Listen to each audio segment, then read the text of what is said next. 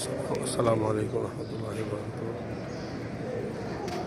আপনারা যারা দেখতে পাচ্ছেন চারদিকে বাউন্ডারি দিয়ে উঁচু জায়গাটা, এই জায়গাটাই ছিল রাসূল পাক সাল্লাল্লাহু তাআলা আলাইহি ওয়া আলিহি ওয়াসাল্লামের সুফি সাহাবীগণ, যাদেরকে আসহাবে সুফা বলা হতো বা বারান্দাবাসী সাহাবী বলা হতো।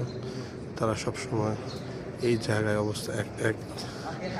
একটা হয়ে এই জায়গায় অবস্থান করতেন। তাদের সংখ্যা ছিল 70 জন, যারা ক্ষুধা তৃষ্ণা সব কিছু উপেক্ষা করে এখানেই শুধু হুজুর পাক সাল্লাল্লাহু তাআলা আলাইহি ওয়া আলিহি ওয়াসাল্লামের চেহারা মোবারক দিদার করার জন্য শুধু এখানেই বসে থাকতেন। তাদের জায়গাটা এখনও রিয়াজুল জান্নার পাশেই, জায়গাটাকে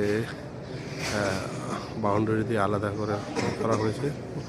পুরো এই জায়গার মধ্যে এই অতটুকু জায়গায় এটাই হচ্ছে মোটা উঁচু জায়গা, যেখানে জায়গা চিহ্নিত করা হচ্ছে।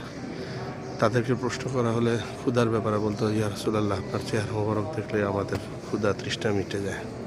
আল্লাহ পাক তাদের মতো এরকম মহব্বত আমাদেরকে দান করুক, আমিন। এবং সামনে আপনারা যেই